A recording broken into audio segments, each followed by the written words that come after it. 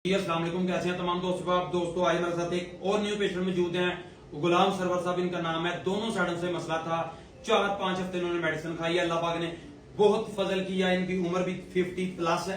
पहले इनसे पूछते हैं फिर आपको बताते हैं। इनका टोकन नंबर है 13305, इनका टोकन नंबर है प्लस 12923 इनका टोकन नंबर है। पहले इनसे पूछते हैं फिर आपको बताते हैं। अस्सलाम वालेकुम जी। वालेकुम अस्सलाम। ये जनाब नाम सब तो अपना दसो जी। गुलाम सरवर वल्द मोहम्मद सदीक साहब। सर ये दसो कि इलाका बिलो अपना डिफाइन करो केड़ा जनाब। मूंगी बंगला 180 चक। मूंगी बंगले दे विच 180 चक आ जी। नाल 180 चक। अच्छा ठीक हो गया जनाब। ये दसो गुलाम सरवर साहब कि साडी दवाई कदों तो खा रहे हो, किन्ना क अल्लाह पाक ने फजल अता कीता? ਤੁਹਾਡੀ ਦਵਾਈ ਖਾਦਿਆਂ ਨੂੰ 6 ਹਫ਼ਤੇ ਹੋਏ। 6 हफ्ते यानी 1.5 महीना हो गया ਮਹੀਨਾ जनाब। ओके हो गया सर। ਉਦੋਂ ਦਾ ਅੱਜ ਹੀ ਆਇਆ। जी जी। ਦਵਾਈ ਬੱਚਿਆਂ ਕੋਲ ਮੰਗਾ ਲੈਂਦਾ ਸੀ। यानी दूसरी दफा हुण बुजुर्ग चेक कराउणा है, पहली दफा चेक करा के दवाई लै गए सी, दवाई बाद च मंगवाउंदे रहे किसी दे थ्रू, अज दूसरी दफा आए इस तरह ही सर।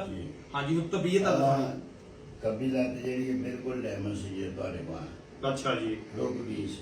ठीक है ਸੱਜੀ ਜਿਹੜੀ ਸੀ ਮਾਮੂਲੀ ਜਿਹਾ ਕੰਮ ਕਰਦੀ ਸੀ ਲੇਕਿਨ ਚੁੱਕ ਕੇ ਅੱਗੇ ਪਿੱਛੇ ਕਰਦੀ ਸੀ। ठीक है ਅਲਹਮਦੁਲਿਲਾ ਹੁਣ ਇੰਨੀ ਲੱਤਾਂ ਦੀ ਹਰਕਤ ਆ ਕਿ ਇਹਨਾਂ ਨੂੰ ਮੈਂ 5-5 1-1 ਮਿੰਟ ਤੇ ਮੈਂ ਲੱਤ ਨੂੰ ਚੁੱਕ ਕੇ ਖਿਲਾਰ ਸਕਦਾ ਲੰਮੇ ਪਿਆ। माशाल्लाह माशाल्लाह ਬਹੁਤ ਤਾਕਤ ਆ। ਅੱਲਾ ਨੇ ਬੜਾ ਕਰਮ ਕੀਤਾ। माशाल्लाह जी ਅੱਲਾ माशाल्लाह। ਪਾਕ ਉਮੀਦ ਅੱਲਾ ਦੇ ਘਰ ਦੀ ਕੋਈ 2 ਹਫ਼ਤੇ ਖਾਦਿਆਂ ਮੈਂ ਇਨਸ਼ਾਅੱਲਾ ਉੱਠ ਕੇ ਤੁਰਾਂਗਾ।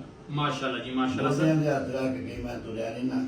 ਅੱਗੇ ਲੱਤਾਂ ਜਿਹੜੀਆਂ ਨਾ ਇਦਾਂ ਟਿਕਦੇ ਨਹੀਂ ਸੀ ਪੈਰ ਪੁੰਜੇ। लत्तां मुकम्मल जुड़ियां सी, हुण माशाल्लाह आसरे ना चल पे हो। ਚੱਲ ਪਿਆ। माशाल्लाह जी। ਪੈਰ ਵੀ ਇਦਾਂ ਨਾ ਸਿੱਧਾ ਸਿੱਧਾ ਰੱਖੋ ਨਾ ਪੁੰਜੇ। ਅੱਗੇ ਕੋਈ ਐ ਨੂੰ ਹੋ ਗਿਆ ਕੋਈ ਐ ਨੂੰ ਹੋ ਗਿਆ ਐਵੇਂ ਦਾ ਕੋਈ ਡੋਲੇ ਖਾਂਦਾ ਤਾਂ ठीक है, पैर भी माशाल्लाह हुण प्लीज ठीक है, पूरा सीधा रख दियो। ਬਿਲਕੁਲ ਸਿੱਧਾ ਵਜ਼ਨ ਵੀ ਪੈਂਦਾ। माशाल्लाह जी ਭਾਰ माशाल्लाह। ਵੀ ਤੇ ਮੈਂ ਮੁਕੰਮਲ ਪਾਉਣਾ। ਅਲਹਮਦੁਲਿਲਾ ਅੱਲਾ ਦਾ ਬੜਾ ਇਸਲਾਮ। अच्छा ये दसो गुलाम सरवर साहब, एक निके जे होर सवाल दा जवाब दो। मालिश ते नहीं दित्ती मैं कोई मरन नूं? ਮਾਲਿਸ਼ ਤਾਂ ਤੁਸੀਂ ਬੰਦ ਕੀਤਾ ਸੀ ਵੀ ਮਾਲਿਸ਼ ਨਹੀਂ ਕਰ। वेरी गुड ਕੀਤੀ ਵੀ ਨਹੀਂ। कोई वर्जिश ते नहीं नाल दसी? ਨਹੀਂ यार दोस्तों गल करन दा असल मकसद है शफा अल्लाह पाक दे रहा, करम अल्लाह पाक करदा पिया। मसले नु समझो, ओदे मुताबिक इलाज करो। मसला ना लत्तां दा सी ना नाड़ा दा सी, मसला टोटल ब्रेन दा सी। इत्थों दिमाग दे विचों ब्लड दी सर्कुलेशन चलाई गया।